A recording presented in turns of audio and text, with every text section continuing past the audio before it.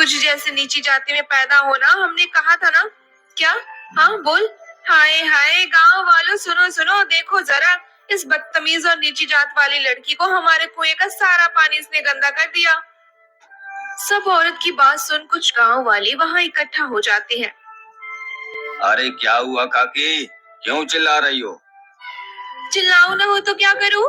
इस नीची जात वाली लड़की ने हमारा कुएं का सारा पानी गंदा कर दिया। अब हम इसका शुद्धिकरण करवाना पड़ेगा।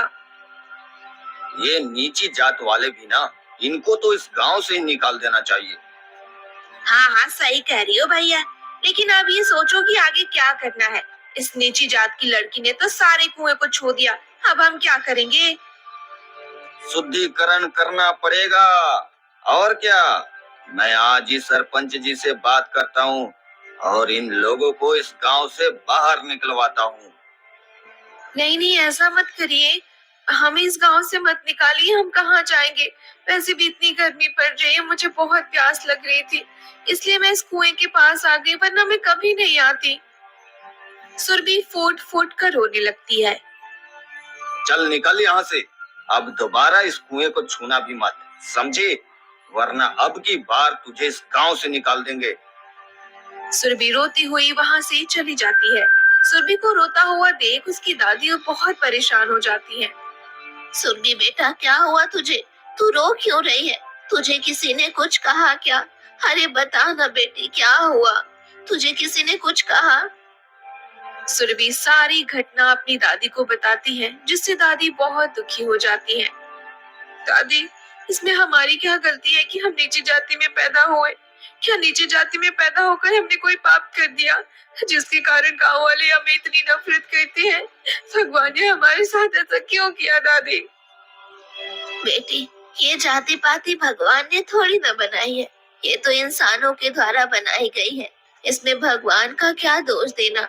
और ये सभी छोटी सोच के लोग हैं, तो चिंता मत कर, एक दिन सब सही हो जाएगा। प्रकृति भेद नहीं करती, उसके लिए हम सब समान हैं। नदी, कुएं, तालाब, इन सभी का पानी हम सबके लिए है, लेकिन इन लोगों ने हमें दबा रखा है। कोई बात नहीं, ऊपर वाला सब देख रहा है। अब मैं क्या करूं दादी? पीने को पानी तो बिल्कुल भी नहीं है, और अब तो शाम भी होने वाली है, जंगल पहुंचते पहुंचते मुझे रात हो जाएगी। आज जैसे तैसे गुजारा कर लेते हैं बेटी, रात में तेरा जंगल जाना सही नहीं रहेगा। पर दादी, घड़े में एक बूंद पानी नहीं है, हम पिएंगे क्या? ऐसी गर्मी में तो बिना पानी के हमारी जान ही निकल जाएगी। बेटी, जो भी हो, पर तू अभी पानी भरने जंगल नहीं जाएगी, हम कल तक समय काट लेंगे। पर दादी, बिना पानी की रात कैसे कटेगी? कट जाएगी तो चिंता मत कर मेरी बच्ची, पर अभी इस वक्त जंगल जाना ठीक नहीं है। रात होती है, दादी को बड़ी जोरों की प्यास लगने लगती है। ये क्या, मुझे तो अभी से प्यास लगने लगी, रात कैसे कटेगी? बूढ़ी दादी कभी दाएं करवट लेती तो कभी बाएं करवट लेती। उन्हें पानी के बिना नींद ही नहीं आ रही थी, उनका गला प्यास से सूखा जा रहा था। हे भगवान, मेरा गला तो प्यास से सूखा जा रहा है, समझ नहीं आ रहा क्या करूं। जाकर देखती हूँ, घड़े में थोड़ी बहुत पानी तो होगी ही। बूढ़ी दादी घड़े में पानी तलाशने लगती है, लेकिन उस घड़े में एक बूंद भी पानी नहीं था। दादी की खटपट की आवाज सुनकर सुरभि उठ जाती है और वो भागी भागी रसोई की ओर दौड़ती है और देखती है दादी घड़े में पानी तलाश रही है। दादी, क्या आपको प्यास लगी है? नहीं नहीं बेटी, प्यास नहीं लगी, मैं तो बस देखने आई थी, शायद रसोई में कोई बिल्ली आई थी। झूठ मत बोलिए दादी, मैं सब जानती हूँ, इतनी विकराल गर्मी पड़ रही है और मुझे इतनी जोरों की प्यास लगी है, तो क्या आपको नहीं लगी होगी? मैं अभी जाकर चुपके से उस कुएं से पानी भर लाती हूँ। नहीं बेटी, अगर तुझे किसी ने देख लिया तो अनर्थ हो जाएगा, ये गांव वाले पता नहीं हमारे साथ क्या करेंगे। दादी, अब इन्हें जो भी करना है करने दीजिए, बहुत हुआ। आप ही तो कहती है ना, प्रकृति हमारे साथ कोई भेदभाव नहीं करती, और इससे हमारी गलती नहीं है, हम क्यों भेदभाव सह रहे हैं? सुरभि की दादी चिल्लाती रह जाती है, लेकिन सुरभि अपनी दादी की एक बात नहीं मानती और घड़ा लेकर गांव के कुएं की ओर निकल जाती है। हे भगवान, इस नादान को अब मैं कैसे समझाऊं? अगर सुरभि को किसी गांव वाले ने गांव के कुएं से पानी भरते देख लिया तो अनर्थ हो जाएगा। फिर न जाने क्या करेंगे वो मेरी बच्ची के साथ। सुरभि बच्ची रुक जा। सुरभि गांव के कुएं से पानी भरने लगती है। तभी खटखट की आवाज सुन काकी वहां आ जाती है। अरे कौन है जो इतनी रात में कुएं में खटखट पटपट कर रहा है? काकी नजदीक जाकर देखती है तो सुरभि कुएं से पानी भर रही होती है। हाय सत्यानाश हो इसका, आज ही मना किया था और तो फिर आ गई पानी भरने। राम राम, नीच जात की लड़की, एक ही तो कुआं है उसे भी गंदा कर रही है। अरे गांव वालों कहाँ मर गए, जल्दी आओ। सुनो सुनो मेरी बात सुनो, देखो इस कुएं में ये नीच जाति की लड़की क्या कर रही है।